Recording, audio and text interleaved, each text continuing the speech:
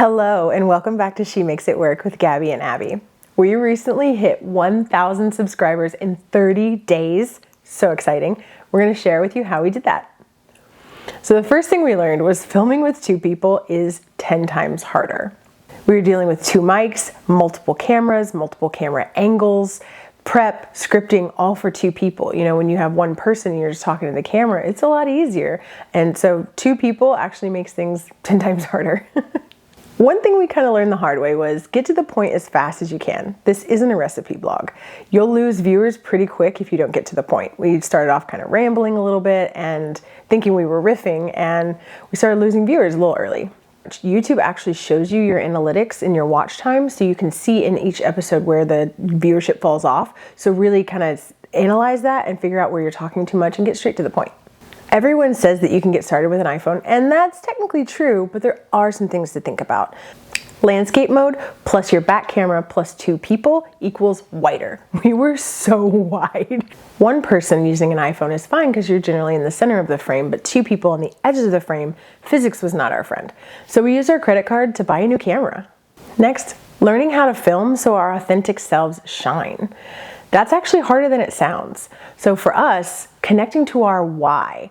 Why are we doing this? What message are we trying to get across? Own where you are. If you're scared, that's fine. Do it scared. I can speak from personal experience on this one that you have to get over being afraid of being in front of the camera. I started before I was ready, which I highly recommend doing, but I was so scared. If you go back and watch our beginning videos, you can tell like I'm a little more rigid and stiff, but I kept doing it. I kept showing up. I kept doing the thing. And now it's not as scary. Honestly, at first, filming felt a little bit like a vanity project. So to overcome that, I spent time connecting to my why. Why am I doing this? To be the resource I wish I had. And that helped me push through the fear. And I'm still working on it every single day. Every time I step in front of the camera, like I'm a little scared, but again, I connect to that why of why I'm doing this, and I want to help women at scale. And that makes it a lot easier. Next, scripting versus riffing. We resisted scripting at first because we thought it would feel inauthentic and rehearsed, and we just sat on camera and we'd riff. Well, going back to viewership dropping off, like we were rambling too much and we didn't realize it, and it took analytics to help us figure that out. All of that to say, everyone is right. Script as much as possible. Everything you say needs to add value, every sentence, and scripting ensures that you achieve this. But don't try to script and record on the same day. We noticed that when we were scripting on the same day, it didn't have time to marinate and it didn't feel as authentic. So script on one day and then record the next. Let's talk advertising. We ran a few tests quickly to see what worked best.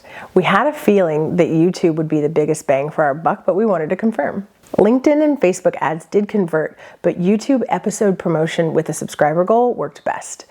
And letting YouTube pick the countries that the ads ran in helped a ton. If you can scrape together a few $100s, it's so worth it. We put it on our credit card, and partially because of our rapid growth, we now have people offering to invest in our company. The drawback to ads is that it can skew your watch time. You want to be analyzing your content for when viewers stop watching, as I mentioned before. We don't know our final ROI yet, but we did exceed our 1,000 subscribers in 1 month goal by 25%. And over a week later, we're at 2,600. By the time this episode airs, we should have over 3,000 subscribers. Another tip is to not obsess about every video's performance. Gabby loves analysis and metrics, and she was getting twisted over every single video.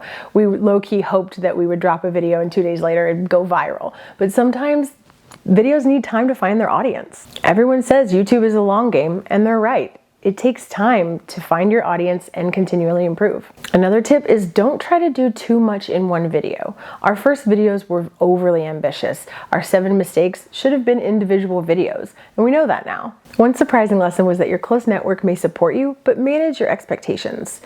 They all may say it's a great idea and then not check out your content. So to combat that, make a specific ask. Making a specific ask makes it easier for them to support you. So share a link with a friend, like and subscribe, leave a comment. Again, make it easy for them to support you. Finally, quality content is key. Keep focusing on improving and be honest with yourself if it's not your best work. We didn't even publish the first 3 episodes we filmed, and we never will. Don't be afraid to call it a practice run and do it over if you know it can be improved. What we're still learning.